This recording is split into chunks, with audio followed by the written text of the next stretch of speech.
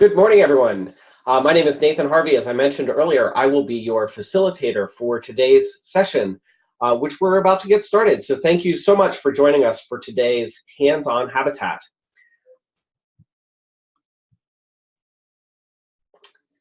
Okay, so first things first, I hope that you're all in the Slack channel. I'm going to ask you a quick question in the Slack channel, and I would love to see a response there.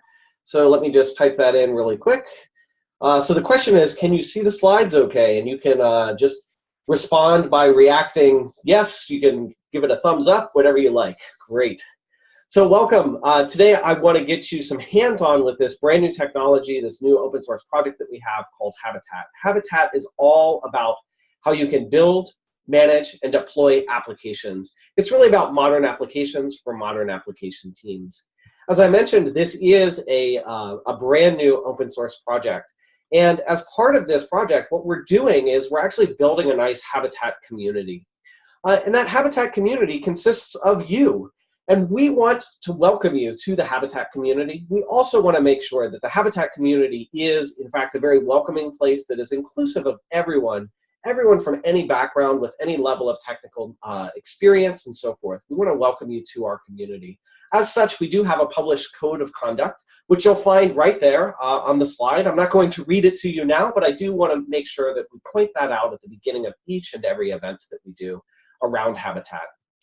So let me talk briefly about our goals for today. Our goals for today are that you join the Habitat community. And congratulations, you've done that. You are now part of the Habitat community. We're really glad that you're here. Next, I really would hope that you have a chance today to build, manage, and deploy an application with Habitat. We're going to have some time with hands-on. Don't worry, you don't have to have much prepared. The only thing that you will need is an SSH client. So if you're running on a Mac or on a Linux environment, you have a terminal or some sort of shell that's available to you immediately. And if you're on a Windows machine, you'll just want to make sure that you have PuTTY installed so that you can follow along with the hands-on labs that we have. Now, I hope that each and every one of you are already in the Slack channel, but if not, I'll give you a second to sign up there. You can sign up at slack.habitat.sh. And again, once you're in there, head on over to the online workshop. Now, I did mention that we are going to give you everything you need in terms of workstation and the technology that you're going to need in order to complete this workshop. So once you're in the Slack channel, I ask that you go over and send a direct message to either of my colleagues, Ian or Uber Geek Girl, and that's Ian or Jessica, and just ask them for an IP address. You can do this by simply, I guess I can show you. You can probably see my Slack channel right now. So if I wanted to, as an example, ask Ian for an IP address, I would click on his name over here on the left-hand side for direct messages. Or if he wasn't already in my list, I would click this button and find Ian there. And I would go right to him and say, hey, Ian. Hey, can I have an IP address, please? And Ian would, I'm sure, be very quick in turning around an IP address. I'm going to move that off of my screen, but look at that. He's dancing for me anyhow, which is pretty fun. All right, so if you could just go and ask Ian or Jessica, that's EEYUN or Uber Geek Girl, for an IP address, then you will be set for the hands-on part. And while that's happening, I'm just going to post that into the chat here in Zoom, which I prefer that you not use. You should do all of your chatting over in Slack, but just in case, I'll put that there so that we have the messages. And let's make sure that we also remind you in the Slack to ask one of those two fine folks for an IP address. Okay, now, while that is happening, while you're getting your IP address, I am going to talk to you a little bit about Habitat. So let's talk about what is Habitat. So before we actually get to what is Habitat, I just want to back up for a second and ask this question: Why do we run infrastructure? What is the point of running infrastructure? Why do we even do that? As it turns out, we run infrastructure to run the applications that run our business. It's important that as we as we think about running our infrastructure, the infrastructure isn't what is actually very interesting. It's the applications that sit on top of that infrastructure that run our business, that help our business succeed. And you know, when you think about it, the infrastructure is kind of nothing without those applications. But it's also true that the applications don't really do a whole lot without infrastructure on which they can run. But the whole idea behind Habitat, and frankly the whole idea behind Chef, is we want to help you ship your idea. We want to make sure that you are serving your customers, building the things that they need, and getting those applications into your customers' hands. Now, as technologists, we have this challenge. There are so many great things that are really easy to get started developing with, and we don't often always think about what are the production implications of running new technologies. There's new technologies springing up left and right all the time. And if you look at this, this is a pretty fun image here. But think about this. How does this impact you? Have you experienced this in your own organization, where a developer hears about a new tool, maybe at a conference, tries it out, has some great success with it early on as they're developing, but then as you continue to develop and move things into production, now things start to get more and more complex and more complicated. And over time, your application is going to spend much more time in a production environment than it is on a developer's workstation. At least we hope so, because that's where all the value exists once we get into production. So we end up oftentimes in our organizations with a big mess of different technologies that can be very difficult to operate. And they all work slightly differently, and that can be a real challenge for us. So I do have a question for you, and I'd love to see some answers over in Slack. What types of applications do you build, deploy, and manage today? Just let us know in the online workshop channel. Are you building Java applications, Rails applications, .NET applications, maybe all of the above? But just give us some answers over there so that that will help us understand a little bit more about you. And I see a bunch of people typing. I'm going to let you type, and I'm just going to keep on talking. What I want to talk about, though, is how painful it can be to run and build applications. Why is it so painful? Well, first, our applications tend to be tied to particular runtime and environments. Think about when you're building out an application, you have to think about at the very early stages of that application, what's the target environment for this application? Where is it going to run? Is it going to run in a data center? Is it going to run in a cloud? And so forth. We have to have different packages for different operating systems. When we think about, I don't know, think about like the Apache web server. You have very different packages. You know, there's one package if it's a Debian-based operating system. There's another package if it's a Red Hat-based operating system. This can be kind of a nightmare. We also have different packages for our applications if they're running on bare metal or virtual machines, in cloud instances, or containers. Think about that Apache. Let's say you want to stand up a generic, just a website. You just want to stand up a web server. The way that you go about standing that up is very different if you're running it on bare metal than it is if you're running it in a container. There are, of course, pros and cons to both of those approaches, but the fact still remains that each one of these is very different and have different packaging needs and concerns. Habitat really is built was designed to build and run modern applications for modern application teams. And so I want to talk about what we mean when we say modern applications, and a little bit about what we talk about when we say modern application teams. And primarily when we talk about modern application teams, what I'm talking about are people that are involved with the building, deploying, and managing of those applications that care about why are we building and managing and deploying those applications. We're doing it in service of our customers. These people that are responsible for those things are usually a group of humans. It's a team of humans. It's not one person. And they're working together, collaborating to deliver that application. But some other things about modern applications. A modern application is immutable. Once we build an artifact, we don't want to change that artifact. We want to build an artifact, be able to test it, validate that it's a good artifact, that it will actually run our application, and then take that same artifact and move it throughout the lifecycle or throughout our environment, whether it's in our development environment, our testing environment, or our production environment. We don't want that artifact to change. Because of course, if we test something, an artifact, if we test it and it works well in our QA environment, and then we have to move it to production, but in order to move it to production, we need to rebuild it, then our tests are kind of invalid. So we want to make sure that the thing that we're building is truly immutable, and we can pick it up and move it into different environments as we go. And it should be fully agnostic to our running environment. Wouldn't it be great if this package, if we could take it and run it on bare metal, or could pick it up and drop it into a container and run that exact same package?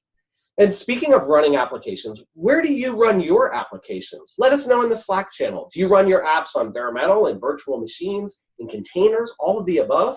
And if you are in a cloud, which cloud are you in? If you are doing virtualization, how are you doing that virtualization? Is it through KVM? Is it through VMware?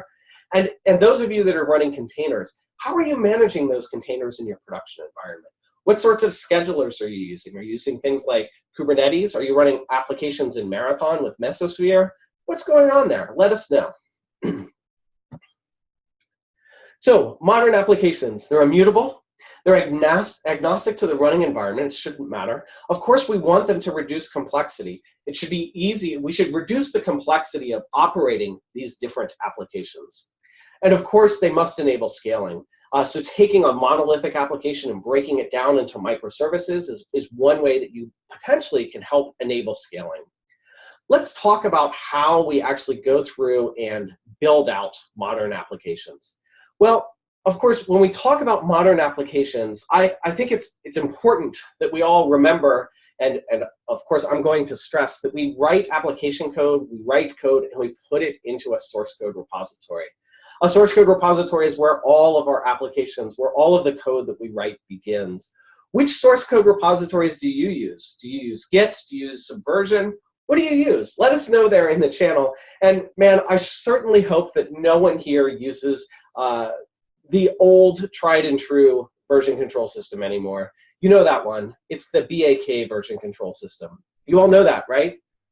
BAK? Yeah, it's where you take a file and you copy it to filename.bak, and then you modify the file. And then you have this backup of your file.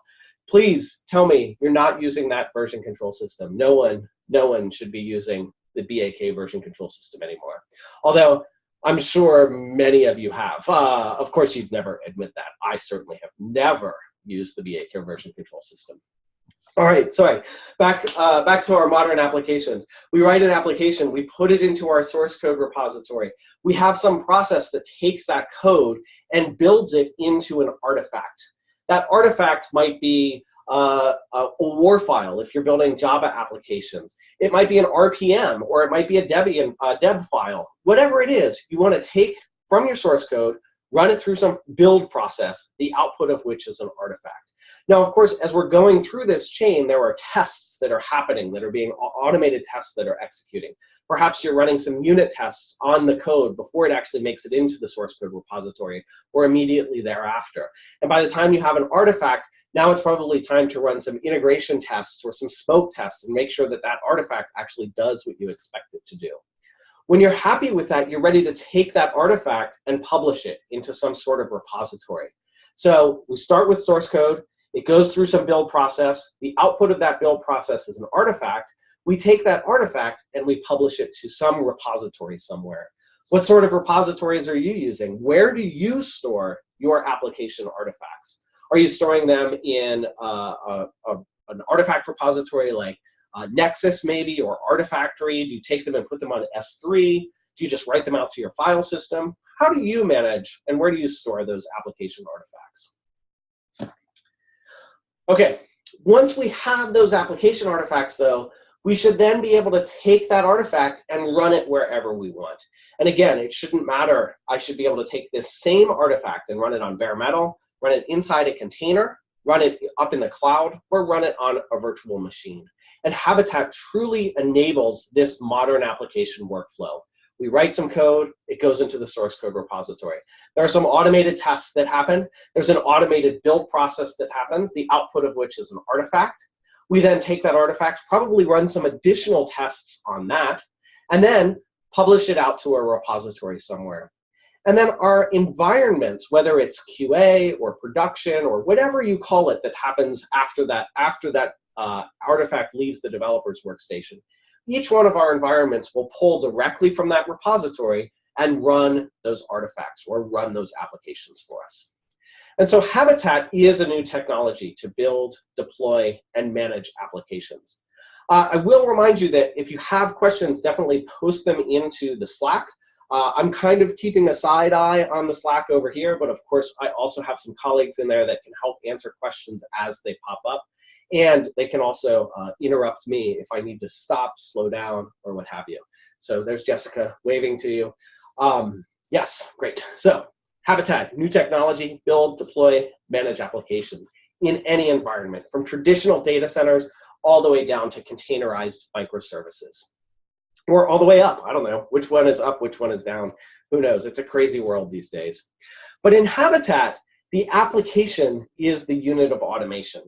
So we really think about how do we automate things. Of course, we want to automate as much as we possibly can in our workflows so that we humans can do the things that we humans are best at and let the computers do the things that they're best at. In Habitat, the thing that we're automating, the unit of automation, is the application. So we're going to jump right in. I think I've said enough words. We're probably ready to put our hands on a keyboard and start going with some labs here. So what we're going to do, I'm going to help you. I'm going to walk you through this process. You're going to run your first application in Habitat. And the application that we're going to run is called the National Parks application. It's a Java application that's running in Tomcat. And that Java application sits on top of a Mongo database. So maybe you've never used Tomcat, maybe you've never run a Java application, maybe you've never run MongoDB, maybe you do this every single day. In any case, we're going to do it today with Habitat. When we're done, this is what you'll see. You'll be able to go to your browser, open up your browser and point it at your application, and your application will show you a map of the United States with a droplet for every national park that exists across the country. Okay, so now our first lab begins. In order to participate in these labs, you must be in the Slack channel, and you must be in the online workshop there. From there, I need you to ask Ian or Uber Geek Girl for an IP address so that you can SSH into a workstation that I'm about to give you. Now, I am going to, before I give you the next set of instructions, I'm going to pause for a second. I'm going to post something into the Slack channel. And then I'm also going to post a couple of things that I need you to agree to. So give me 1 second while I make with the typey over there.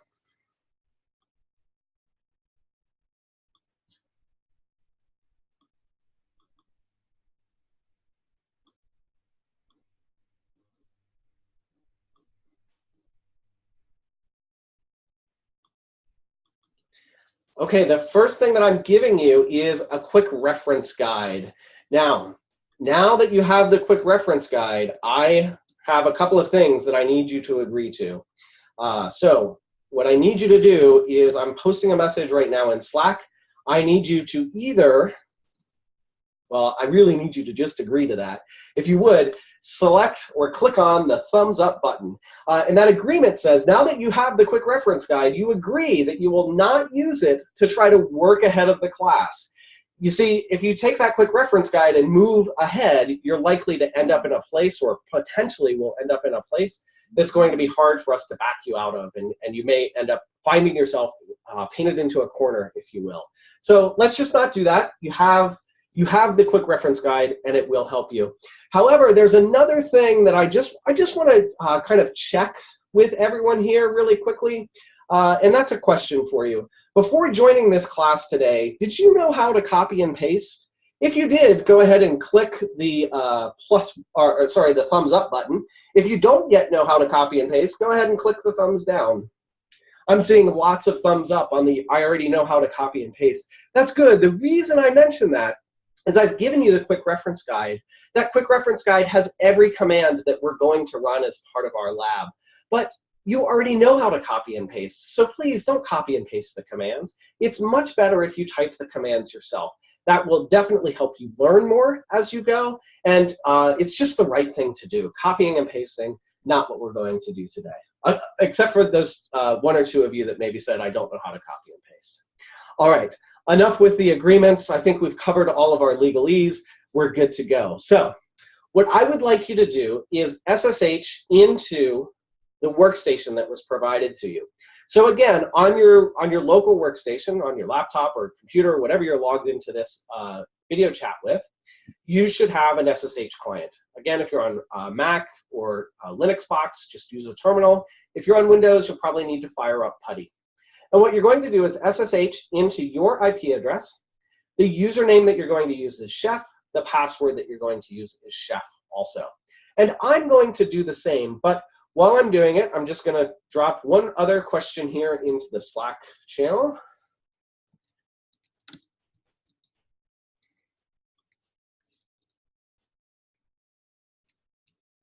I would just like you to let us know once you have successfully logged in to your machine. And while you're doing that, I'm going to hopefully successfully log into my own machine. Let's see.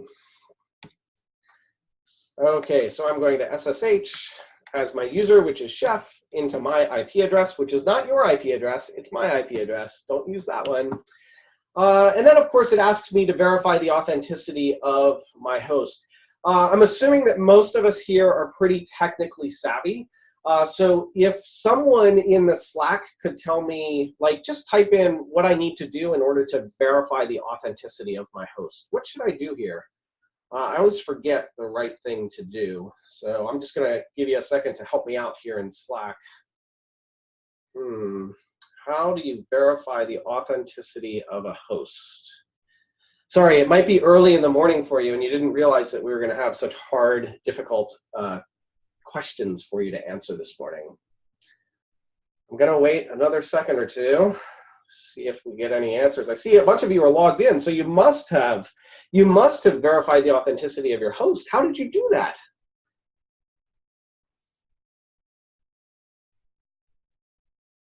Ian is laughing at me.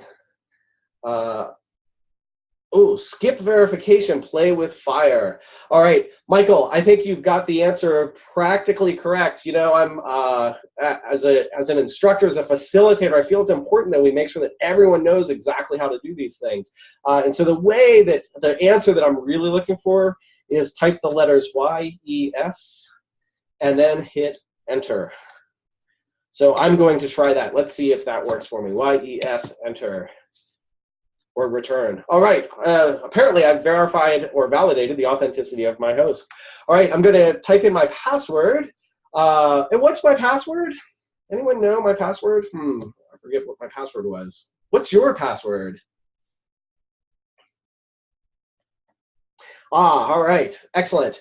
So I was able to get at least one of you to tell me your password. So just a reminder that social engineering is probably the way that you're going to get hacked next. So Michael, thank you for not telling me your password, and I won't call out the person who did. All right, so I'm now logged in. I think I've kind of vamped long enough that hopefully everyone here has had a chance to log into their machine also. Just a reminder, if you have not yet gotten logged in, or if you're starting to fall behind, just let it be known in the Slack channel. You can reach out directly to either Uber Geek Girl or to Ian, or just let us know in the online workshop room, and we'll make sure that we get you caught up and get you whatever assistance we possibly can. Okay, let me see. It looks like there's maybe a chat over here. Okay, good. Good. So moving right along. All right. Back to what we're doing. Why are we here? We're going to run this national parks application. The first thing that we're going to do with Habitat is start our oh, wait a minute, Habitat. Let's make sure Habitat is installed there. What I'd like you to do on your screen where you're logged in is just type have space -- version. And let's see which version of Habitat you have installed. Hopefully, what you see is that you have Habitat version 0.20.0 / some build number. That build number is probably identical to mine, 2007, April 7th at 21836. It looks like we're doing pretty good. It looks like Frank has the same as mine. And yes, this is a brand new build. This is a release that actually went out last night for Habitat. So we're on the freshest possible thing that we can. All right, so we're going to start the supervisor. So what is this supervisor? So Habitat is actually, there's a bunch of components, and And over the course of the next hour or so, we're going to discover some of those components, and we'll talk about each one as we encounter them. So first thing we're going to discover or run into is the supervisor. So the supervisor is a part of Habitat that is responsible for installing things and for keeping those things running. So when you think about things within Habitat, remember that the application is our unit of automation. So the things it's going to install will be applications. The things that it will keep running will be applications. So in order to start our supervisor, you're going to run this command, sudo hab soup run. I'm going to give you a second to type that in. I'm just going to leave it exactly as it is on the screen. And then in a moment, I'm going to type it in myself, and then we're going to come back and talk about the output that you see.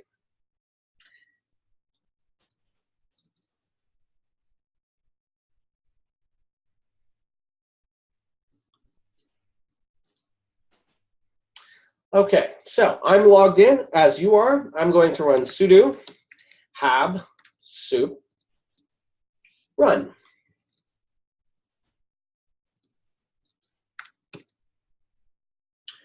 Okay, while that's running there, I'm just going to talk about a couple of things that we've done with these workstations. So these workstations that we've given you are actually pretty terrible workstations. I've done some horrible things to them. So the first thing that I've done to them, as you've already discovered, is I've allowed you to log in via SSH with a username and password.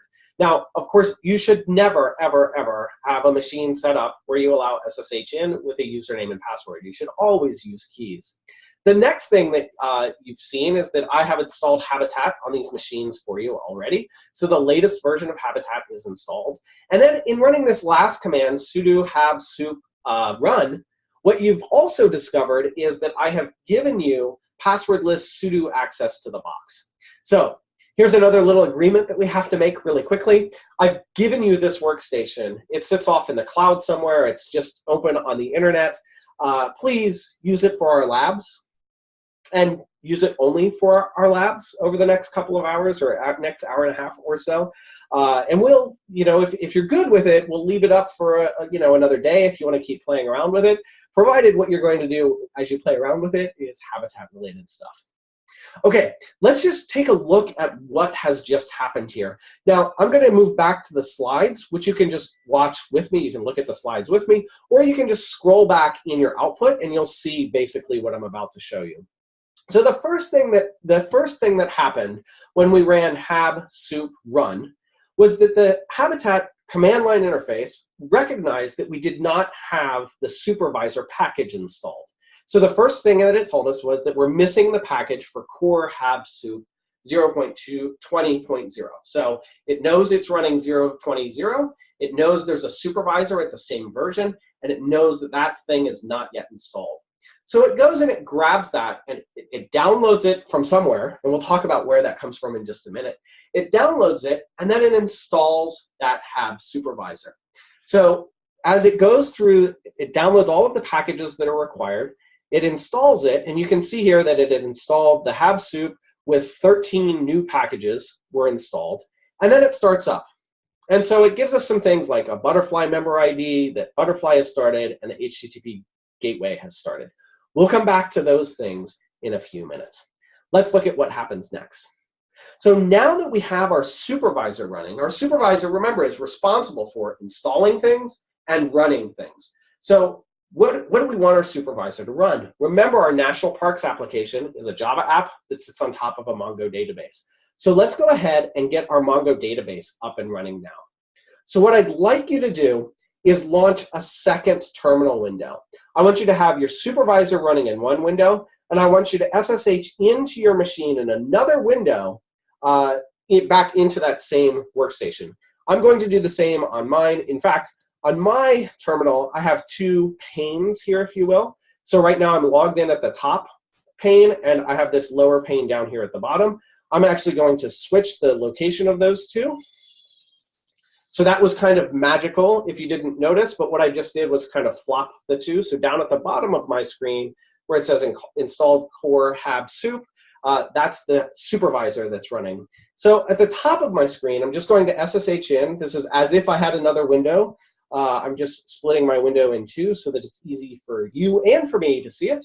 So I'm going to SSH back into that machine, SSH chef at my IP address. And again, it's my IP address, not your IP address. And now I have two windows. One at the top where I'm not doing anything yet. Hello. Just typing the word hello. And then at the bottom of my screen, you have the Hab supervisor running. So in that second terminal window, what I want you to do is run this command: sudo hab sup load learn / mongodb. And I'm going to give you a second. Again, I'm going to leave this slide on the screen. I'm going to give you a minute to type that. And then I'm going to switch over to my terminal. I'm going to type the same thing. And then we'll talk through the output that we see. And while I'm doing that, I'm just going to have a quick glance at the Slack to see if there's anything that I need to address or that I can help with.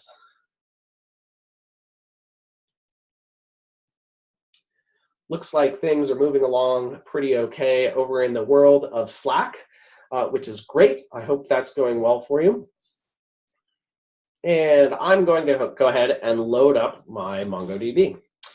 So I'm not going to say hello. Instead, I'm going to say sudo hab sup load learn MongoDB. Now, when I do this, you can watch the output. You've probably already seen it in one of your two windows. But if you watch the output on the lower portion of my screen, we'll see what happens. After a second or so, it's going to go through and see that MongoDB is not found. So it needs to go out and download and install the MongoDB service. And then it's going to launch that. And the end of launching that, you're going to see this, these last three lines here. So first, MongoDB.default is initializing. MongoDB.default starting process as user hab and group hab. And then just a quick note, no pre-alloc may hurt performance in many applications. Now, if you've never run MongoDB, I want to spend the next 20 minutes or so talking about what this no pre-alloc means and how it might hurt the performance of your MongoDB. Actually, that's a lie. I'm not going to spend any time at all talking about what no pre-alloc means and how it might hurt the performance of your application. What I am going to do, though, is remind you that this is a lab. We're doing some learning. We're not here to learn how Mongo works. We are here to learn how Habitat works and how Habitat allows you to launch applications. So if you want to dig into that no pre-alloc and dig into the innards of MongoDB, we can totally do that, but not today, not during this session. OK, so MongoDB is running. Let's just go. You can scroll back through the output, or you can watch on my slides. I've sort of condensed it down for you. So we saw the same thing happening as when we started or when we ran our supervisor. First, the learn MongoDB was not found. That package was not found. So it went out to install it. And it tells us here it's going to this willem.habitat.sh. We'll look at that in just a minute. It downloads the package that we need, including all of its dependencies. And at the end, well, it was the only package it needed. It was installed with one new package. So it completed that installation. It then started up our MongoDB. So we see that service coming up. We also saw, you probably saw, although we didn't see it on my screen, that it updated a couple of configuration files, the mongodb.conf and the mongos.conf. Again, not a Mongo course, not a Mongo workshop, so we won't talk about the specifics of those. But I do want to ask this question: where are these packages coming from? Well, as we talked about with modern applications, we write code, we put it into source code, we run some build process, it creates an artifact. That artifact then gets published to some sort of repository. So these artifacts, these Habitat packages that we're running, are stored in the Habitat depot. It's a central location where all of the Habitat packages exist. Today, that's a publicly hosted depot. So we can check it out. Actually, if you go in your browser to habitat.sh, that's, of course, the website where Habitat exists. If you click on this login here, you can sign in with GitHub. Although you needn't sign in. I have GitHub already running and logged in, so now I'm signed in. But if you had gone just without logging in, you can go directly to app.habitat.sh, and you'll see here there are a list of packages. So one of the things that we can do, you see that this took us to app.habitat.sh packages for core. The packages that we're using, though, are from learn. So if I change my URL to learn, or if I, and then I can click on this search packages here. Let's see. Or maybe that's not exactly what I want to do. So I'm going to search for MongoDB. And if I scroll through here, I'm going to see, hey, here's Learn MongoDB. That's the package that we just downloaded. And then from here, I can click on this Learn link, and I can actually see all of the packages that are available for Learn. So let me just talk about that for a quick second. So first, we see over here on the left-hand side that there are, within Habitat, there are a thing called packages, and there are a thing called origins. Origins you can think of as your organization or sort of your namespace. Each package belongs to one origin. And the package name, the full package name, is really the origin, the name of the package, the version of the package, and then the build number. Now, when we ask the supervisor to load Learn MongoDB, what we were really saying is go out to app.habitat.sh, find the latest MongoDB package that's available in the Learn organization. Now, alternatively, if there were multiple versions of the MongoDB package available, either multiple versions or multiple builds, when we said load in that package, we could have said load learn/MongoDB/3.2.10. So we could have loaded in a specific version all the way down to a build number. And so the supervisor downloads and installs that and then starts up that application for us. So we now have MongoDB running, and it got that from the depot. But now I have a question, like, and this is a question that I think we all run into often. As it comes time to organize or to operate our applications, maybe a developer has handed you an application and said, hey, we need to get this application running in production. Or maybe you're the developer and you've handed it off to someone in operations. So my question to you is, how do you know what configuration options are available for that application? Do you go and ask the developer? Maybe the developer tells you it's been documented on the wiki, so you should just go read the wiki. Or maybe a developer is responsible for writing a run book that talks about those configuration parameters. Of these, which things do you typically do? Do you ask the developer, read the wiki, look at the README, read the code? And not only which one do you do, but which one of these things do you trust? Do you trust that the developer remembers everything and has told you all the right things? I think at the end of the day, the only way to know for certain what's available in your applications is, yeah, a mix of docs, research, talking. Yeah, talking to one another, also helpful. That's a very astute observation there, Michael. Talking to one another definitely helps. Well, with Habitat, we recognize that this can be a challenge. And we want to make sure that when you're operating your applications, you have all of the necessary detail, all of the data that you need.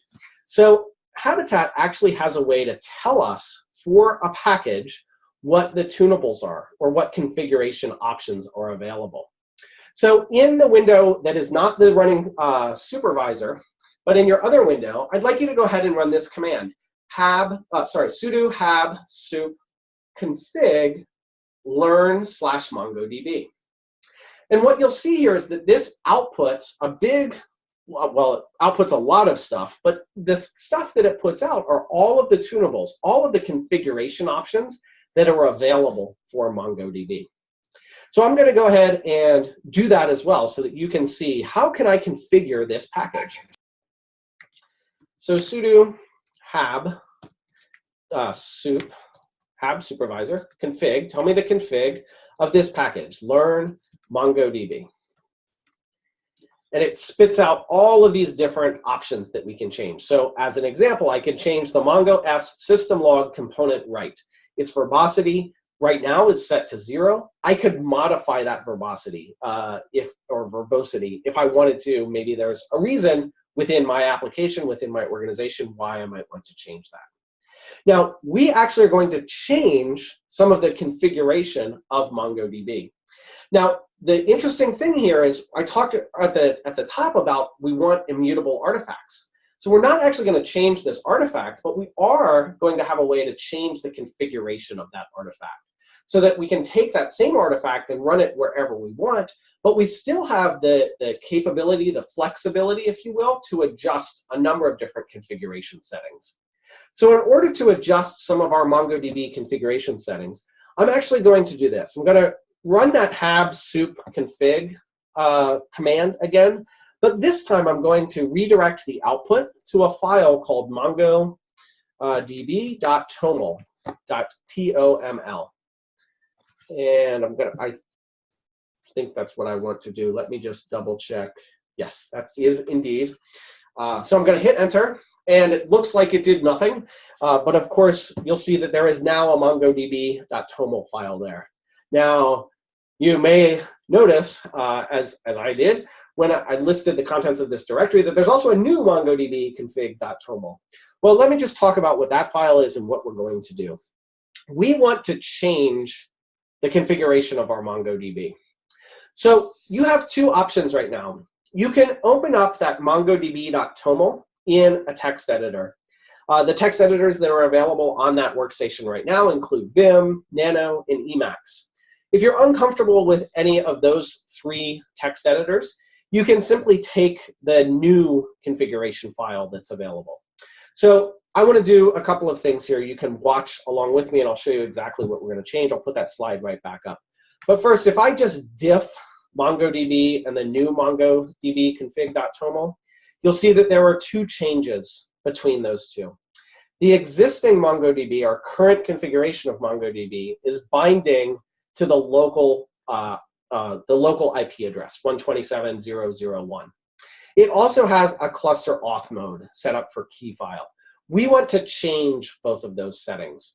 So you have two options. You can modify the mongodb.toml, which is what I'm going to do, or you can just copy the new MongoDB config toml and copy it or rename it to mongodb.toml. I'm going to ask Jessica or Ian to type in the command that you would type to copy that, if they haven't already. And I'm just going to edit the file and show you exactly what we're going to edit. So I'm going to vim mongodb.toml. In here on line 2, you'll see the bind IP is set up. I'm going to change that from 127.0.0.1 to 0.0.0.0, like so. The next change I'm going to make, there's a setting in here called mongod.security, or a stanza in here, if you will, called mongod.security. And you'll see that the cluster auth mode is currently set to key file. I'm just going to remove the word key file so that my cluster auth mode is just an empty string. I'm going to write and quit that file. I'm going to then just run another diff comparing the two files, the mongodb.toml to the new mongodb.toml. You'll see that those two files are identical. I'm also just going to drop back to this slide to make sure that everyone has a chance to edit that file. So to edit that file, what we're going to do is change the bind IP address and change the cluster auth mode. So I'm going to ask in the Slack, is your mongodb.toml updated? And you can just react with a +1 or just click on the thumbs up when it is.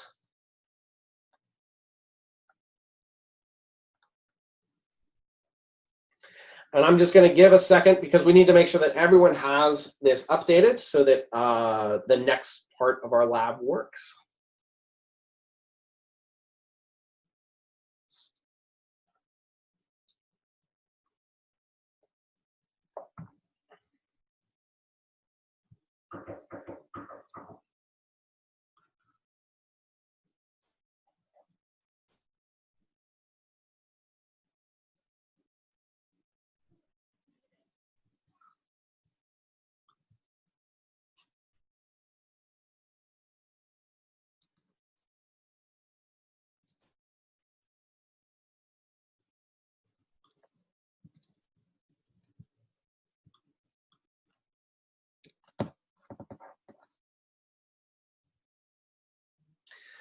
All right, so hopefully by now you've had a chance to get your mongodb.toml updated.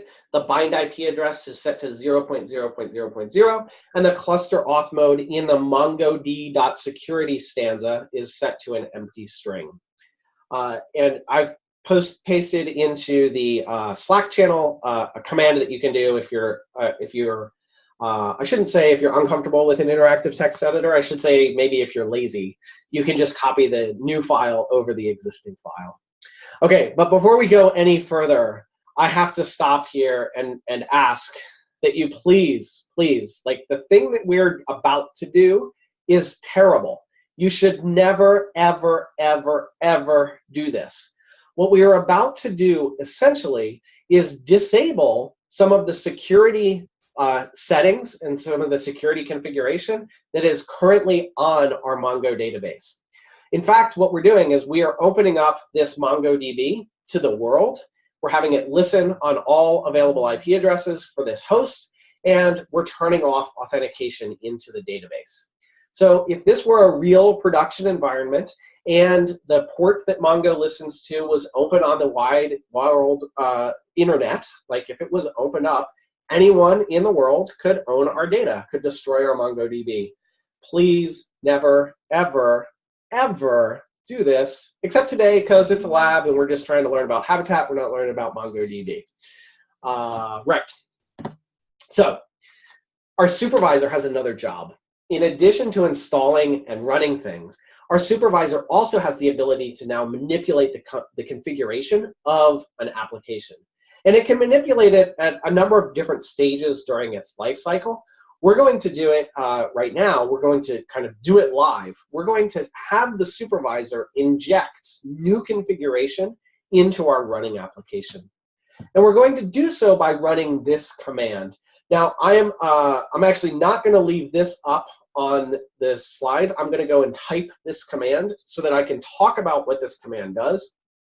And because if I type and talk, I will type nice and slow. And that should give you maybe enough time, although I'll make sure that you have plenty of time to get this command typed in. So the command that we're going to type here is sudo hab config apply. So we're going to apply a new configuration. And the next thing we need to do when we apply that new configuration is we need to tell it to which supervisor am I going to apply this configuration to.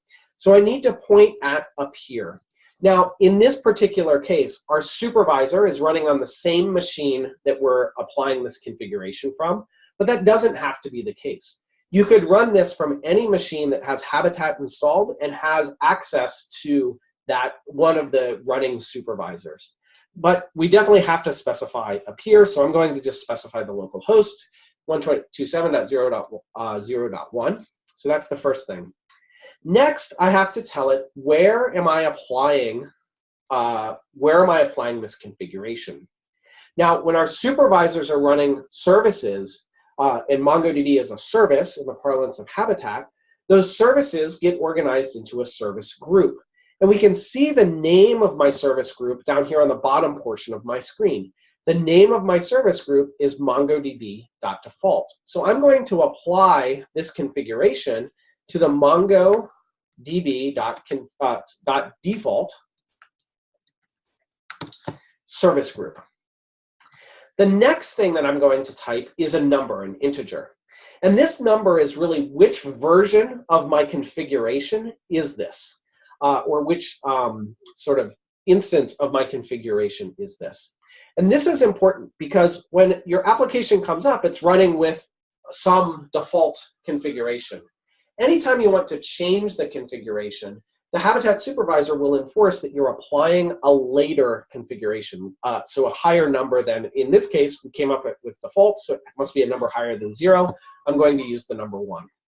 So apply a new configuration. This will be version 1 of the configuration. And then the last thing that we need to type is what configuration are we going to apply? Well, our new configuration is stored in mongodb.toml. So this is the command that I'm going to run. I'm going to just talk through it while you continue to type it. I want to make sure that everyone has this typed in and has it typed in properly. It's sudo hab Oh, and yeah, that's right. Hab config apply -- peer space 127.0.0.1. So where's the peer? Where's another supervisor? Which service group? MongoDB.default. Which version of the configuration? It's the first version or the next version. And then what is the new configuration? It's MongoDB.toml. Now, hopefully you've had a chance to type all of this in. I am now going to hit the magic key. The magic key, of course, is return or enter. And so there's a couple of things that just happened here. First, if we scroll back in this, we'll see that it was missing a package. So it was missing the hab butterfly package. So Habitat went out again to our application depot to app.habitat.sh. It grabbed the hab butterfly package. It downloaded and installed that. And of course, it had a bunch of dependent packages that were already installed. So it used those. And so now it's been completely installed with one new package. It then went to apply the MongoDB.default incarnation 1. This is the new configuration, the first incarnation of this configuration, to the MongoDB default service group. So it creates a service configuration.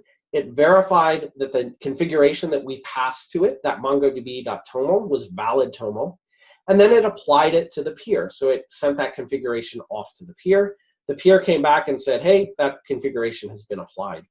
And in my lower window, down below, where I see the hab sup running, the hab supervisor running, I can actually scroll back here, and you can see that this is where, right here, the application was running. And what happened was it updated my mongod.conf. It stopped the application and let it do a graceful termination, and then it restarted the application. Now, you might ask, wow, that feels a little harsh, like you updated the configuration and it shut down the database and then restarted the database. Is there a way that you could do that that's a little bit cleaner, maybe just load up that new configuration? And the answer there is it really depends. It depends on the application. What sort of reconfiguration options does the individual application allow for? In this case, MongoDB is just set up to use the default reconfigure steps, which are basically to apply the configuration, shut down the running app or the running service, and restart the running service with that new configuration. Okay, but now we have MongoDB running on our machine, running under the hab supervisor. It's running in basically a fully open mode. It's listening on all IP addresses, and it's not doing any sort of cluster authentication. So again, just looking back at that sudo hab config apply command, the peer was the host or IP address of another running supervisor or of any running supervisor. We had the MongoDB.default, that's our service group. The number 1 was the incarnation of this configuration. If we applied another incarnation of that configuration, we would have to increment that number. It would have to be a number greater than 1. And then finally, the file with the new configuration, the MongoDB.toml. Now, one of the things that's true or interesting about the supervisor is the supervisor actually provides a RESTful API. This RESTful API is great when it comes time to managing your running applications. You can use this RESTful API to do things like inspect a running service, figure out what the configuration parameters are, and so forth for your application. So what I'd like you to do, let's see, Michael, you asked, sorry, does the incarnation have to be an integer? I'm going to say yes, and I'm going to say yes with almost entirely certainty, almost entirely certain that it has to be an integer. But I'm sure Ian can double check that for me and tell me that I'm right or not. Yeah, there we go. Thanks, Ian. Totally has to be an integer. There was no hesitation in my voice ever. I don't know why you would question that. Anyhow, so our supervisor provides a RESTful API. In your browser, if you go to your IP address, well, let me just do it. You can watch along with me, and you can do it in your own browser. So I am going to go grab my IP address really quickly. I'm going to open up a new tab. I'm going to go to http:// my IP address, and then I'm going to go to the port that my supervisor is listening on, which is 9631, and I'm going to go to /services. Here I can see a lovely, lovely output. Isn't this beautiful? We've put a lot of design work into this. Obviously, that's a joke. Here's some nice JSON output that tells me here are the running services. This supervisor is running some number of services. As it turns out, right now our supervisor is running one service. It's running a MongoDB service. But the other thing I can do, I can get a little bit more detail here. If I go to services / let me look at the MongoDB service. And within the MongoDB service, I want to look at the default service group. Remember that mongodb.default? We're going to use that here as our path. And then I want to look at the config, or the configuration of my MongoDB application. So when I go here to my IP address at port or :9631 /services /mongodb /default /config. Now I'll paste my URL into the Slack. You can look at my running configuration, but remember, you should replace that IP address with your own IP address. Now here's what we can see. We can see right here in the browser the actual configuration that Mongo is now running under. We can see that, in fact, our new configuration has been applied. MongoD is now binding to 0.0.0.0. If we scroll down a little bit further, we'll see some other things here, like our MongoD security. The cluster auth mode is set to an empty string. Now, of course, as Ian points out, we need to use the public IP address, so it has to be the IP address that you SSH'd into, which also should probably raise a red flag for you. I want you to think about what we're doing right now. We just went across the open internet and are now inspecting the configuration of a running service in my production environment. You obviously don't want these ports open to the web, certainly without some sort of authentication at a minimum. But likely this is going to be something that you would only be using internally. You would not have it open to the world. However, there's a lot of great information here that might play into some of the monitoring that you're doing for your application and so forth. There's, if you scroll through this page, you'll see there's a lot of stuff here. I'm not going to go through, and it's more than just the config. I'm not going to go through all of this configuration here right now. Or sorry, it's more than just the MongoDB config. But at the end, if we have time, we can come back and revisit this. So we're in a state now where you have MongoDB running. You have applied a new configuration to your MongoDB. You've basically opened up your MongoDB to the world. You've injected that new configuration. We're now ready to launch our Java application. Now, when we launch our Java application, when we launch that national parks, again, we have a static artifact, an artifact that was built for our application. This application, this national parks application, is a Java app that runs inside of Tomcat. Now, it sits on top of a MongoDB. So this Java application needs to know, where is that MongoDB? It's not configured directly within the application itself. We have to have some way of doing service discovery. So the supervisors actually allow us, or the supervisor itself actually allows us to do some binding to across service groups so that we can do service discovery. So the supervisor has that built directly in. So we're going to run this command. I'm going to move over again back to my terminal window. I'm going to type it. I'll talk about what we're doing.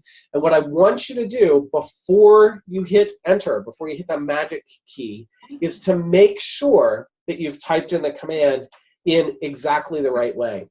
Now, I should also remind you that when I say you should type in the command exactly the right way, what I mean is just that. What I can't guarantee is that I will type it in the right way. So if I have a typo, I hope someone will stop me. But if not, you can just wait and laugh at me. But this is the perfect example of please do as I mean to, not necessarily as I say or do. But in any case, here's the command that I'm going to type. Sudo hab load. So I'm going to load another service into my supervisor. What's the name of the service? The name of the service is learn / so learn is my organization or my origin from the depot. And then the name of my package is national parks, national-parks. And then I need to do some service discovery here. My national parks needs to somehow discover where is my MongoDB. And the way that we set up that service discovery and allow the configuration to happen properly is through a binding. So I'm going to say bind, -- bind. And the way that this national parks application is built, it knows that it's going to bind to a database, and it knows that it will identify that database through the word database, or through a variable name called database. So I'm going to tell it bind the database, and I want to bind this database to a running service group. The running service group is where my MongoDB is running. So my database : MongoDB .default. Okay, so this is the command that you're going to run. You'll see, maybe you can see me. My hands are not on the keyboard. I'm not going to hit the enter or return key just yet, because I'm going to double, triple check that I've typed this command properly. It'll also give you time to make sure that you have it typed properly. So it's sudo hab, oh, see, I definitely have it not typed properly. I hope I didn't break for you. Hab soup. So sudo hab soup load. So let's load into the supervisor. Learn / national - parks, the learn origin, the national - parks application. I want to bind my national parks application to a database. The database I'm going to bind to is mongodb.default. Okay, so I'm going to read what I have, and I'm going to compare. Let me move my screens around a little bit so that I can see them both at the same time to make sure I have everything exactly as I should. Okay, so sudo hab soup learn / national - parks -- bind database : mongodb.default. Okay, I'm feeling like it's pretty good, and I'm feeling pretty adventurous, and I am going to go ahead and now hit the magic key. I'm going to press return and pray for the best. Okay, I hit return, and now in the bottom portion of my screen, we see some magic is happening. So what's going on there? Well, it's no different than what we've already seen a couple of times. First thing that happened was the hab supervisor said, oh, you want me to run learn national parks. Well, I don't have that installed. So I'm going to go out to the depot and grab learn national parks and all of its dependencies. Now, I've already told you that national parks is a Java app that runs inside of Tomcat. And you can see that it's doing things like downloading, it's downloading a JDK, it's downloading Tomcat. We know that it's connecting to a Mongo database, so it downloaded a Mongo tools package. That Mongo tools package is going to do some things. And so now it's going through and installing each one of those things. And then the next thing it's going to do is start up my start up my Java application. Now, when it starts up this application, it's going to do two things. The first thing that it does is it initializes the application. And in the initialization process, what happens with the Java application is it actually has data that needs to be loaded into the MongoDB. So during the initialization phase, it's going to take the data. That data is all of the national park data, and put it into the MongoDB. It then will run my Java application, so it will start up Tomcat, start up my application connected to my MongoDB. At the end, you should see something like Catalina start, server startup in some number of milliseconds. Now, if all of that worked well, here's what we're going to see. If you go out to your IP address at port 8080 / national - parks, you should see your running national parks application. So I'm going to just launch a new tab over here in my browser. I'm going to go to port 8080, and I'm going to go to / national - parks and hit enter. And here's what I have. I have my map, and it looks like there they are. There are my droplets. So I now have my map with all of the data of the national parks.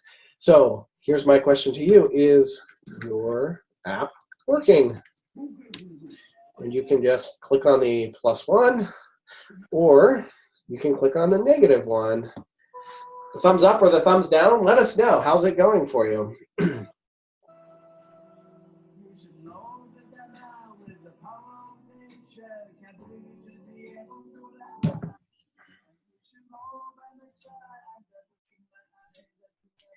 Thanks, Bill. It is a pretty awesome app. One day I'll introduce you to the person that wrote it for us.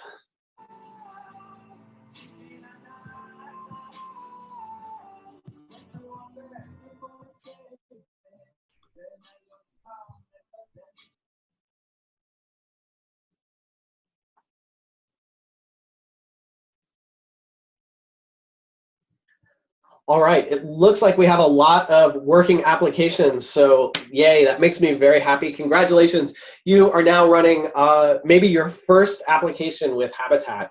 Let's just go through a couple of other things, sort of review what we've seen, and maybe check out a couple of other things here. So remember, our supervisor provides that RESTful API. So in addition to looking at the MongoDB config, we could also open up another tab, and at 9631, our our supervisor's REST interface, or HTTP interface, we'll go to services/national-parks, and we can see the default config there.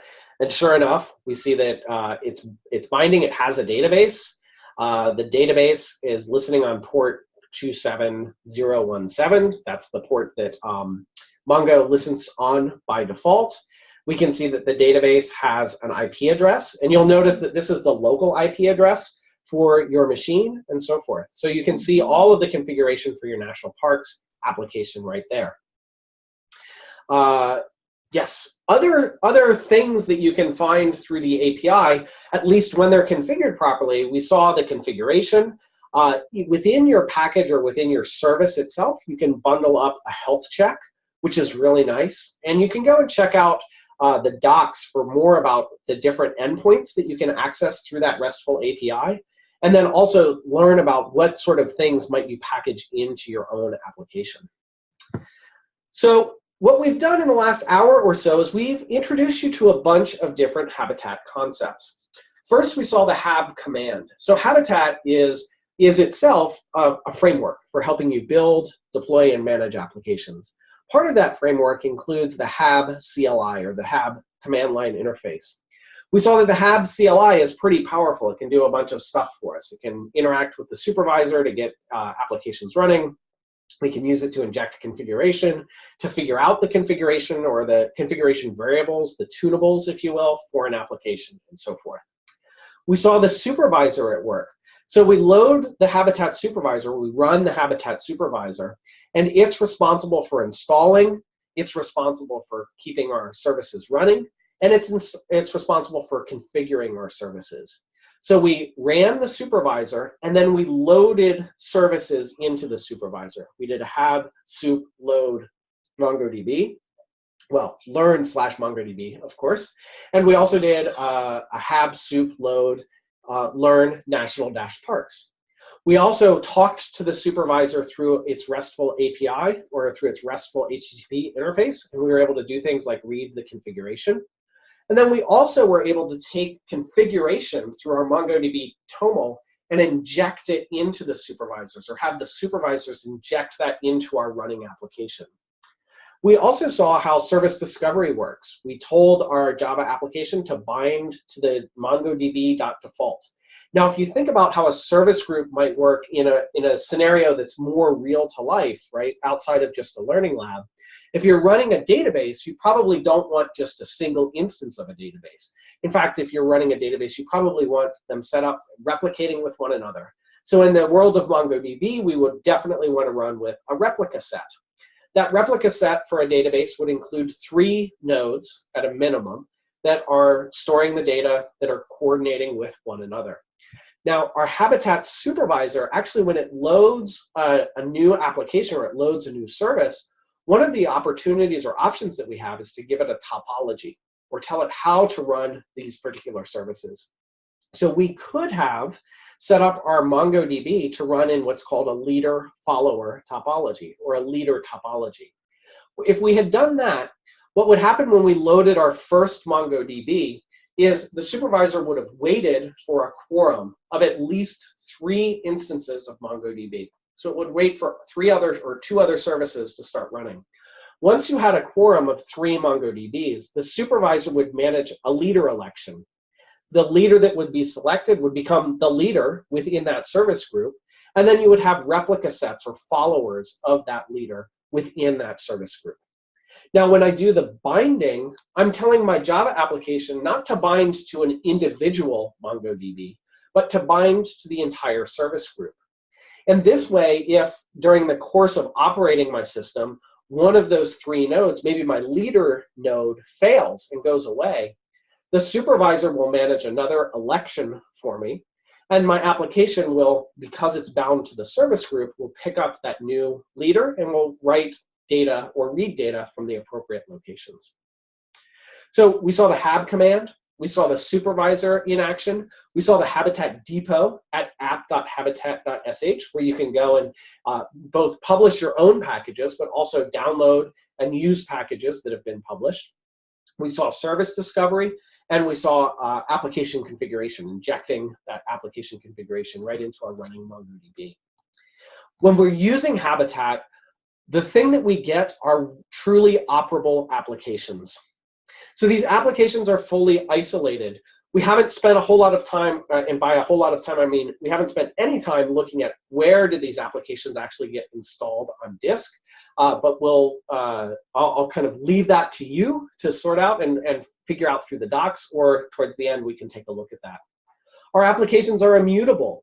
The application themselves, the artifact that we built, is the same. We have the flexibility to configure that, that running system or that immutable artifact, but we don't need to recompile the application. We don't need to rebuild that package. It's all there, and that package doesn't change. We have a common interface for monitoring health. So we saw the config API, or the RESTful HTTP config service that we could pull up and understand what's happening. What is the configuration of our application? We saw that there are other endpoints like a health check that you can have. Now those health checks, those get built into the package themselves. So this is a really nice thing. When we think about our modern application teams, it truly is a team. It's a team of people that is required to run a modern application. You have developers that are responsible for building that application. The developers are the people most likely to know what a healthy application looks like. And so they can build that health check directly into the package that is the application. And then on the operations side, we have a common way of figuring out, is this application healthy? Is this instance healthy? Of course, we can always rebuild these packages from source. We have a common packaging, and we have runtime independence.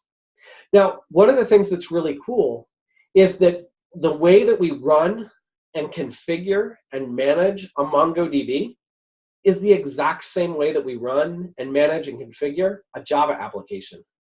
And in fact, that goes on and on. It doesn't matter if it's a Rails application, a Node application, a Java app, a PHP or Python app. When you package those applications in Habitat, you have this common way of running and managing those applications. So it makes things much more easy to reason about on the operations side and much more easy to manage. So we do truly have these operable applications. Of course, one of the great things about Habitat is that it is all open source. Everything that we've looked at today is completely open source. It's all available on GitHub. It's all available under an Apache license. And as I mentioned at the top of the hour, one of the big things, one of the reasons or goals that I have for today is to welcome you to the Habitat community and have you be part of our community. We'd love to see you using Habitat, playing around with it, and also contributing back to Habitat. So we're really glad that you're here. We truly are building a community, and we want to build this community together. So on the habitat.sh, on the /community page, or on the community page itself, you'll find a couple of links. First, there's the link to Slack. You've already joined us in Slack, so thank you for doing that. You'll also find links over to our forums, our discussion forums, links to blog posts, as well as events that we'll be hosting. We've been traveling the world, coming to a bunch of cities, running a workshop just like this one. And of course, we're also doing online events as we're doing right now. So you can find out information there. Now, before we sort of wrap up and maybe look at a couple of other things, one of the things that we should probably do is make sure that we clean up after ourselves. So we put some services into the supervisor. We loaded some services into the supervisor. If you're ready to, let's go ahead and unload or turn off those applications. I'm just going to go ahead and do that. And then I have like 3 more slides before we'll sort of open it up for hacking or whatever else we'd like to do. Okay, so I'm back here in my terminal. I currently have my national parks application in the supervisor. I have my MongoDB in the supervisor. I just want to cleanly shut everything down. It's nice to know how to run things. It's also nice to know how to shut them down cleanly. So I'm going to sudo have soup unload learn national -parks. So I'm going to take that application out. And when I do so, you can see in the bottom portion that the national parks has had a graceful termination. The service is exited. And then I'm going to do the same thing, sudo have soup unload learn mongodb. And now that's running. And now if I come back to my browser, my supervisor is still running. But if I go to the services endpoint, well, those services look like they're still there, maybe. But the application should not be running. In fact, it is not running. It is no longer running at all. The site cannot be reached. So everything has been cleanly shut down. And at the bottom, in the bottom window, I'm just going to Control-C. Habitat thanks you. It is now shutting down. Okay, so I've shut down everything. I've unloaded all of the things. Before I sort of open up our time, maybe to let you go, maybe to answer some questions that you have, or to help you with some hacking or maybe some additional demos, I do want to just give a quick shout out for ChefConf. ChefConf is coming up in May in Austin, and we would love nothing more than to see you there. There are going to be a bunch of Habitat talks at ChefConf. And in fact, there's going to be a whole Habitat zone where we'll be doing demos, doing some training, letting you get some hands-on, and just hearing more of your feedback about Habitat. We also have training sessions that are happening throughout, on the first day of ChefConf, and we're also offering free chef certification exams during ChefConf.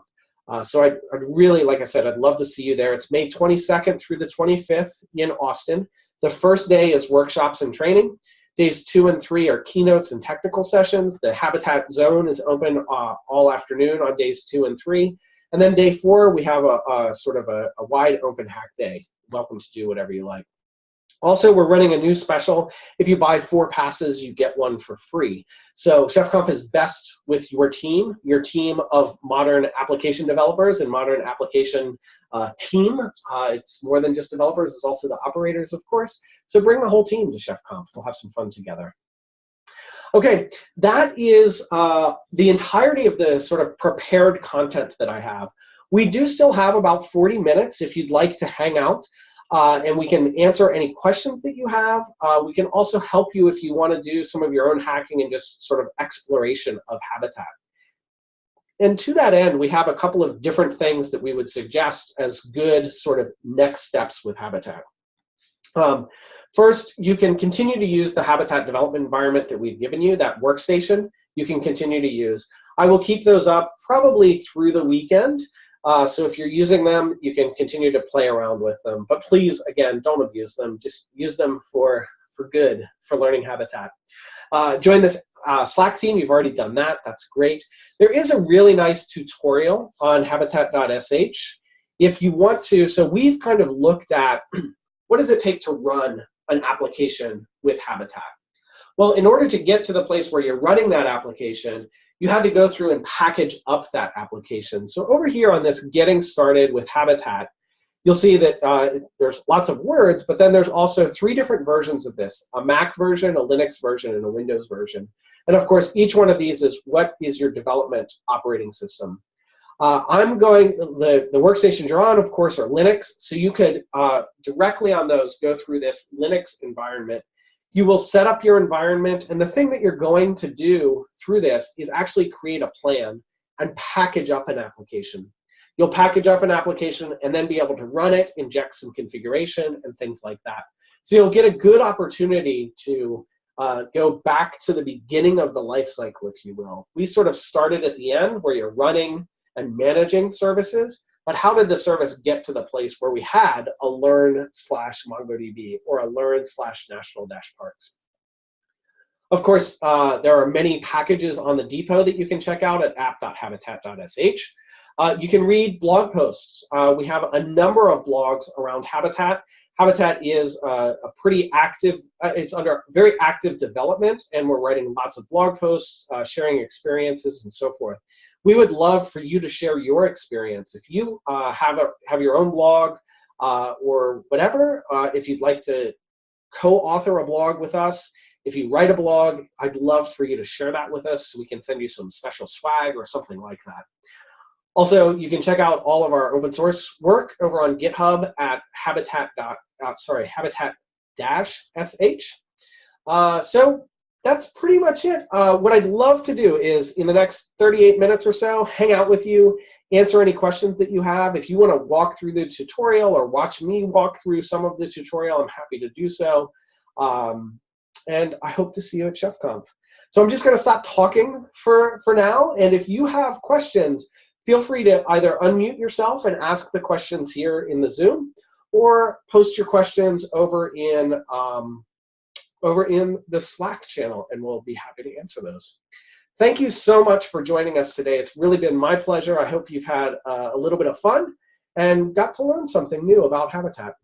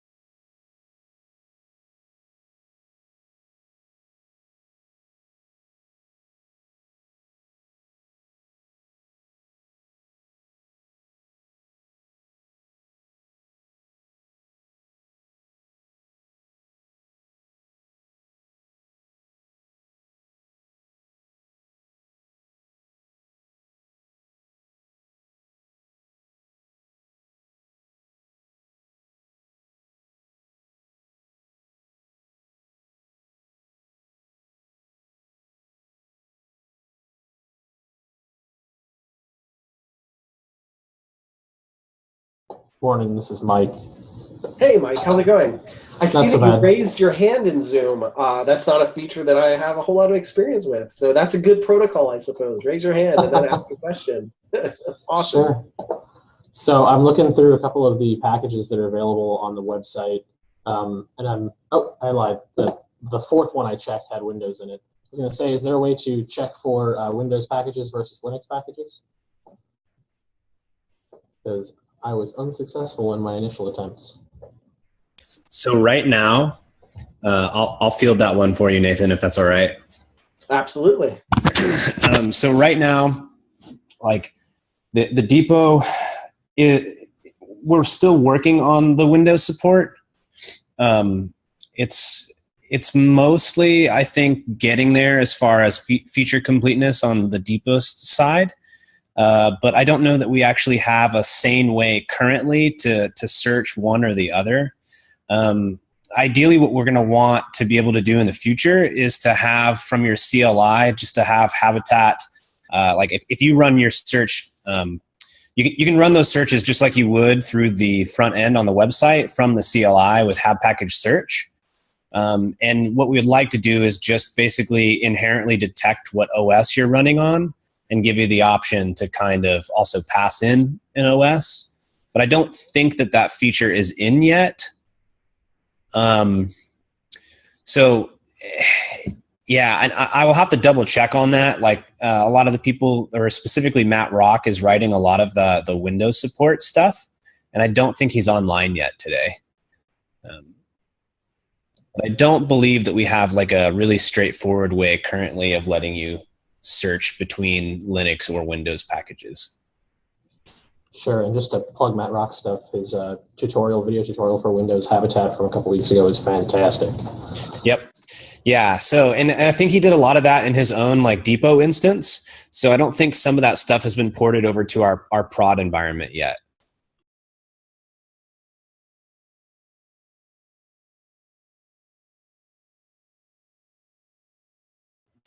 And Nathan, it looks like we have another question, request to walk through installing Habitat on a VM.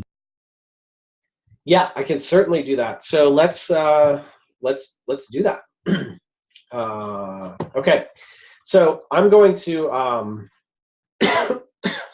cough, and then I will walk you through how do we install that. So the first thing that you need to know is where to get the packages that you want to download. So if you go to habitat.sh, you'll see that there's a download link here. So I'm going to go ahead and click on the download link, and then it's going to ask you what operating system are you going to install on. So you can install Habitat itself on on Mac, on Linux, or on Windows.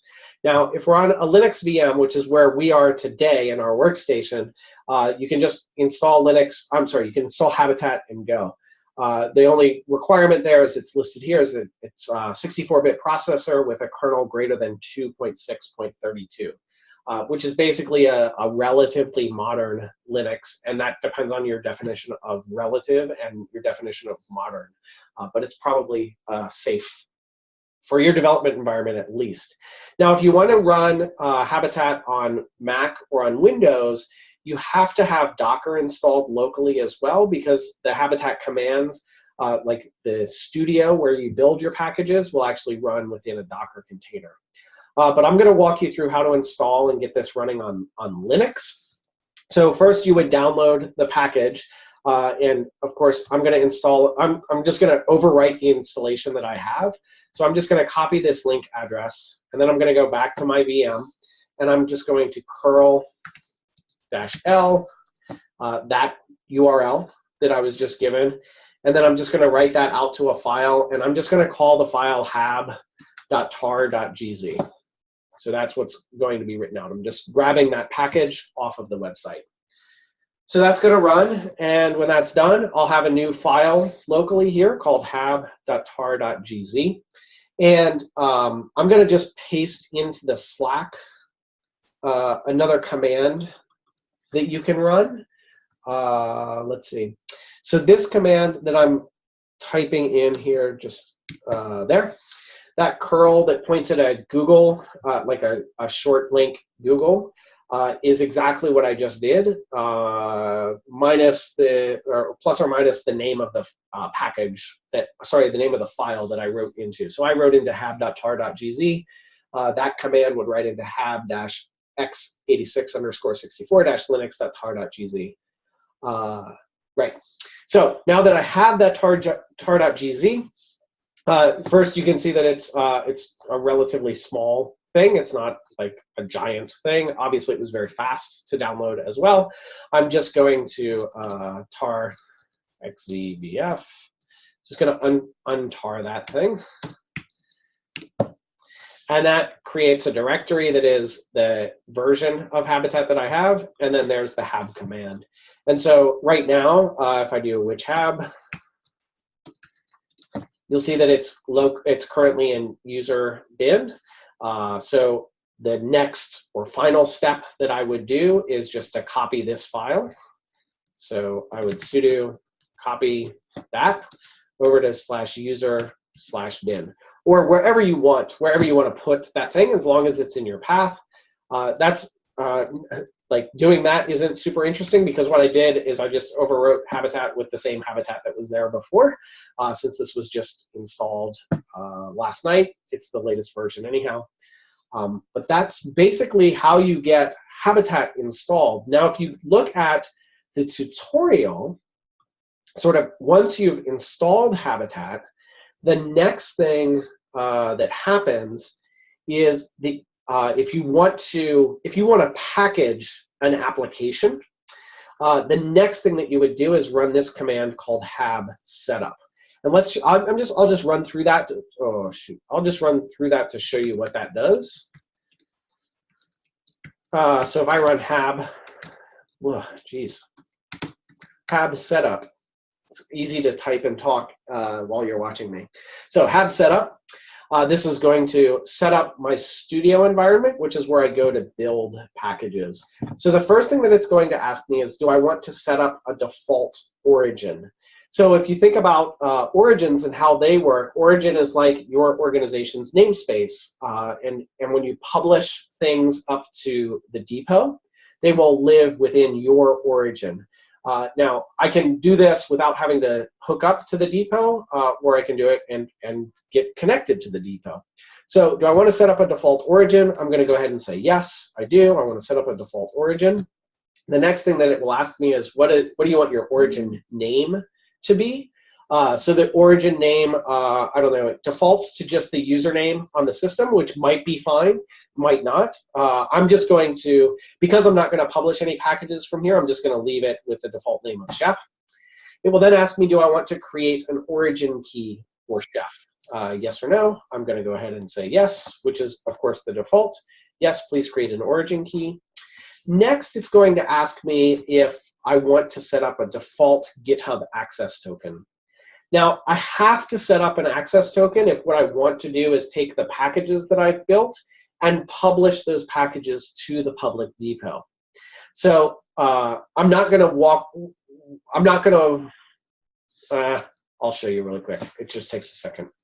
So if you want to set that up, I'm not going to, but I'll show you the process for doing so. You simply log into GitHub. From your profile, you go over here to settings. And then from within the settings, you create a personal access token. And then you can generate a new token, or you can edit an existing one. I will generate a new token. It will make me confirm my password, so I'll do that. I won't tell you what that password was. And if you look back here in the instructions in hab setup, it tells you exactly what level of access it needs. So the depot uses GitHub authentication by personal access token with the user email and the read org scopes. So if you find down here, you'll see the user email and then org. So I have it read org. So these are the two things that I need to have.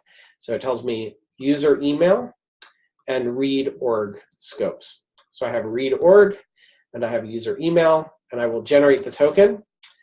And it will remind me that my description can't be blank. So I'll just do hab workshop.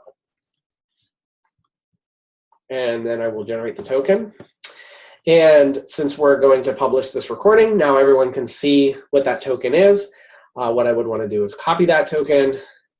I would want to paste it in there. And now I have set up my GitHub access to, except I have to say yes first. Yes. Then I can paste in my GitHub access token. And now I'm going to immediately delete that access token because, yeah, I don't want you having my access token. And then the last thing that it asks you is, do you want to enable analytics? And this allows the hab command line tool to send anonymous analytics back to us so that we can get a better understanding of how Habitat is being used, improve the user experience, and so forth. I'm going to say yes. Okay, so now Habitat is fully set up for me. I can build packages now. I can run the supervisor. The setup portion that we just went through is only if you're going to be building packages. It's not required for running the supervisor. Else we would have had to do that during our labs earlier today. But that's basically the setup that you need. So I hope that answered the question. but let me know if you have more. And Michael, I see your hand raised, so go ahead, Mike, ask your question. You can unmute yourself. Hey, so related to that, I imagine one thing that people are going to want to do is for their proprietary apps is not share those out necessarily. So is there an option for having an internal registry of some sort, or what is that like? Right. Yeah, so a private depot, if you will, is one of the things that we're currently working on and is going to be shipping pretty soon, like within the next couple of months. So there are a couple of options that you have. Of course, the best option is that private depot, and we hear you loud and clear. Like, you're definitely going to be publishing stuff that you want only you and your organization to have access to. Private depots will be the way, and that is work that is currently under development. In the meantime, some of the things that you can do is you can actually just have a package. When you build a package, it creates what's called a heart file. It ends in .HART. That's a Habitat artifact file. You could store those wherever you want, and you can actually just take a heart file and install it directly. So you could kind of manage a fake depot, but it's not like the best user experience today, but that is definitely coming. Awesome, looking forward to it. Yeah, great. Okay, so there was a question. Docker and Habitat do essentially the same thing. I would say that that actually Habitat complements Docker very well, but they don't actually work the same way. One of the nice things about Habitat is that we can take this package, like our Learn MongoDB or our Learn National Parks, and we can run it directly on a virtual machine, directly in or on bare metal, but we can also take that and export it as a Docker container. When you export a package as a Docker container, you get the supervisor within that Docker container, and then the service that you exported as well. And so now you get all of the benefits that you get with Habitat, things like service discovery, the ability to inject configuration, the ability to inspect the configuration of a running package, and so forth. You get all of that within your Docker container. And then you can then utilize, schedulers and other tools within the container ecosystem to run those Docker containers. So we actually view Habitat as a great complement to Docker. I think that it changes the build process a little bit. We have customers that were using Docker, are now using Habitat to build their own Docker containers and then managing them on Kubernetes or Mesosphere or what have you.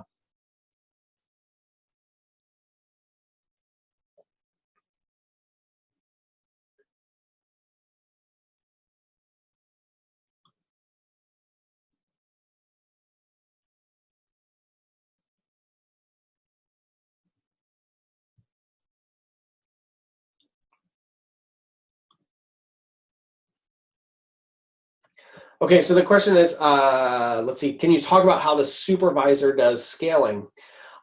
There's a couple of things there. So first, the supervisor doesn't inherently, the supervisor is not a scheduler, right? So when you think about scaling, one of the ways that I'm interpreting your question is, okay, so I have this application that I'm running, and it's receiving a bunch of load, and we want to alleviate that load by launching more instances of that application, and therefore doing some automatic scaling out of your application.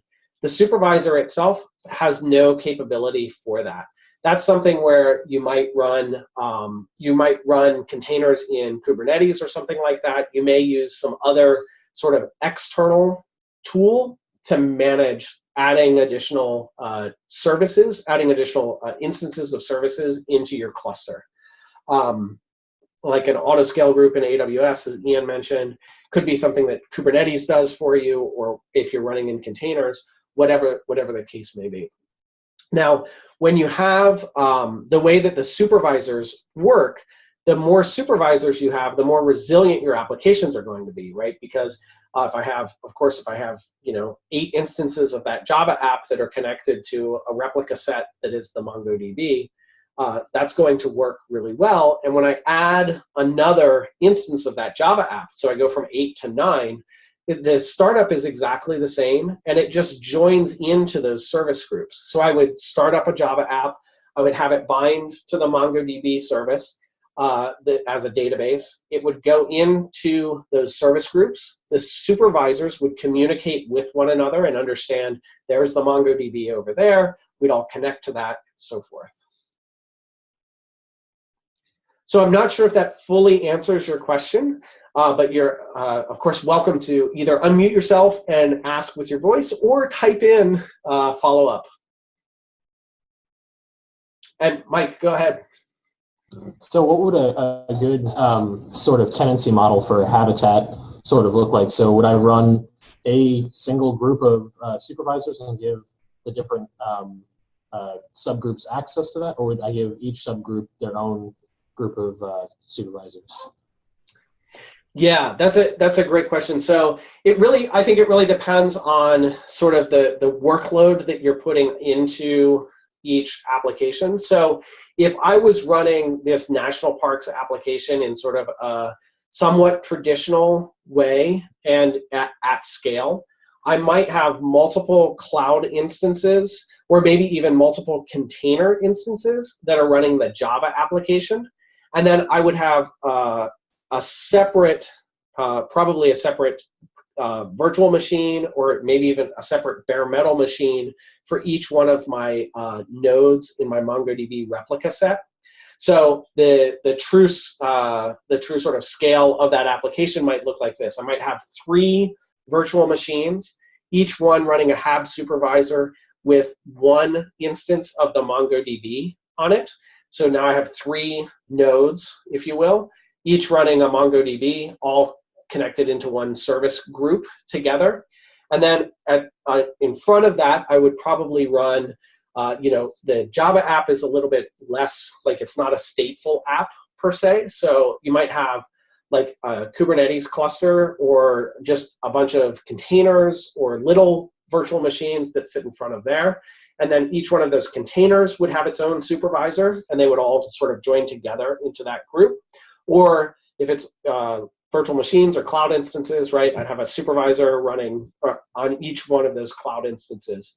So I may end up with 10, let's say 10 supervisors, each running 1 Java instance, 3 supervisors, each running 1 Mongo instance, all together in the same service ring, but then divided into service groups where you have your app service group and you have your database service group. And then probably in front of that, depending on where you are, you would want some sort of load balancer. So that might be something like an HA proxy that you might be running on a separate instance, or if you're in Amazon, it might be like an ELB that you're running that sits in front of that. Cool, thank you. Yeah, you bet.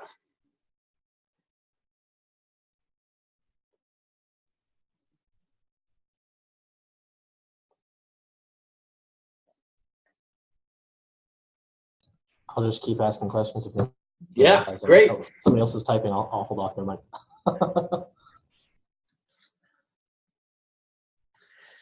It's, Habitat is so new. We love to get these questions. And frankly, we'd love to hear your feedback on sort of the experience using it.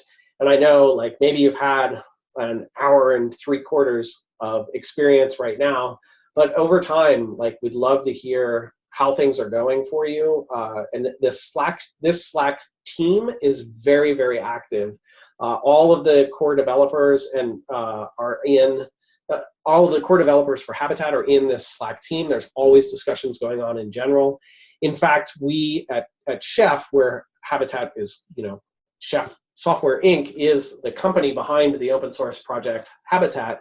But in our own internal Slack, we actually shut down all of our Habitat channels and have moved them all out into this public team, because we truly are trying to build this as a community effort and doing it all in the open.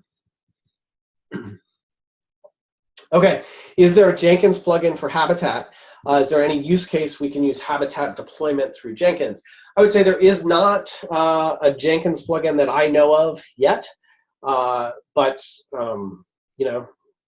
I think it's a good thing for us to explore, both as a community and as a company behind Habitat, but then I also think that one of the things that we didn't talk about with our supervisor, let's see if I can pull up a page here on the website really quickly. Let's go over here to the docs.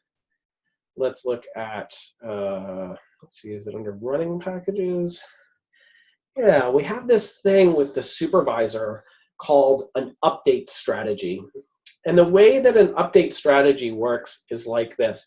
If we look at this command here, hab start your origin, your app, we give it an update strategy. So in this case, the strategy is rolling. And then we give it a URL. And that URL is a Habitat depot. So what this says, if I like translate this command into English and use many, many more words, is basically we tell the supervisor, start up this application, and I want you to watch the depot where you grabbed this application from, where you grabbed this service from. And if there is a new version of that application that becomes available in the depot, what I want you to do is follow this rolling update strategy. And the way that the rolling update strategy would work, let's say we're back to that scenario where we're running the National Parks app, and we have 10 different instances of the Java application. So I have 10 different supervisors, each one managing one instance of the Java service, the National Parks service. They're all running under a rolling update strategy, and they're watching after the depot. Someone publishes a new version of that Java app to the depot. What the supervisors will do is say, hey, all 10 of us, let's get together and let's have an election. And our election is going to be an update leader. So whoever gets elected the update leader, let's say that it's me, my job is going to be to go to that depot, hold down that new version of the application, and run it. As part of that package, there should be a health check. So the rest of the supervisors will watch me, and they'll ping me. They'll ask, hey, are you still healthy? Are you up? Are you still running? If I'm still up and running after the update, then the next one from our leader election will go. And we'll follow that one service at a time, or one supervisor at a time, until everyone in this ring or everyone in this service group has been updated. So that's one of the update strategies. The other update strategy that we ship with is what's called an at-once strategy. Now, the at-once strategy is a little bit less complex. As soon as there's a new version, we will all update to the latest version from the depot. So if you think about how that might work in terms of a pipeline, what you would want is your pipeline, of course, you're going to write your plan, you build your package, the artifact comes out of that. That artifact gets published to your depot. So it's that publishing, like the build process might happen within Jenkins, although we are working on what we're calling a build service that will automate a bunch of that for you as well. And then after being built, you would probably run some tests against that thing, validate that it's good, and then you would publish it to the depot. So the moment of publishing to the depot would make those new packages available. Now, there's another thing within the depot that we're working on called views within the depot. You can think of these kind of like channels, maybe in an artifact repository, where you might have a view that is the production view of your packages, and you might have a separate view that is the QA or the test view of your packages. And so the way that that would work is it gives you an opportunity to essentially publish to the test view, or publish a package, and this version belongs to the test view. While you test that out, once you're happy with it, you can then promote that test version into your production view. It's the same package, it just gets promoted to a different view, and then your supervisors will see that and download and update that thing. Wow, that was a really long question. That was a really long answer for the question, is there a Jenkins plugin? I hope that gave you some good bit of insight, though, into what we're thinking and how Habitat works.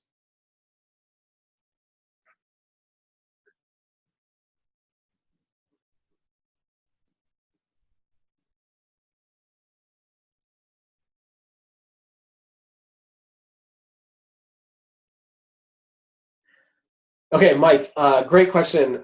So the question is, let's say, what does a deployment with Habitat look like where the components are containers? So each one of the services that we're running is actually a container. Now, within that container, you would have your supervisor and the service or the services that that supervisor is running. And those containers are scheduled by something that's outside, like Kubernetes or Mesos or Docker Swarm or whatever. So then if that's the scenario. The question is, would the scheduler be another service that the supervisor manages, or is it outside of the view? So the supervisor really doesn't care where it's running. So in the same way that the supervisor doesn't care that in our instance it's running on a cloud VM, it wouldn't care if it was running on bare metal, and it also wouldn't care if it was running in Kubernetes. So sort of that Kubernetes or that sort of scheduler is outside of the supervisor, and you have all of the capabilities that that scheduler gives you. So in the example of Docker Swarm, as an example, like I don't remember the exact command, but let's say you have 8 Java apps, and you want it to go to 10, you could run a Swarm command that's like Swarm add 2 to the Java app, and it would launch 2 more containers. Those supervisors, as they came up, would see the other supervisors and join into that service group. But that bringing them up, pulling them down, that would be managed outside of the supervisor by an external actor, and the external actor in that scenario might be Swarm, might be Kubernetes.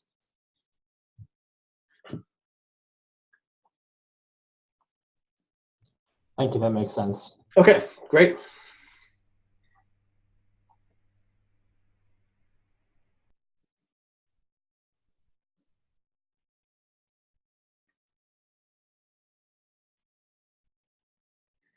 Yeah, these questions have been really, really great. I think we are going to wrap up here, though. So thank you again for joining us today. I am going to, as I mentioned at the top, this has been recorded. So later today, I'll publish an unedited version of this, just the whole live raw recording up to YouTube. We'll post the YouTube link into this Slack channel. And then we'll also have a follow-up email that goes out to each and every one of the folks that have registered for this workshop, so that you'll have an understanding of where to get the slides, where the videos can be viewed, and so forth. Thank you all again for joining us today. It's been really my pleasure and a lot of fun hanging out with you and walking you through some Habitat. I hope to see you in ChefConf, but in the meantime, please do stay active here in the Habitat channel. We'd love to hear your feedback. We'd love to hear how your experience with Habitat is going and what you're able to do with it. So thank you all very much, and I hope that you have a wonderful, wonderful weekend.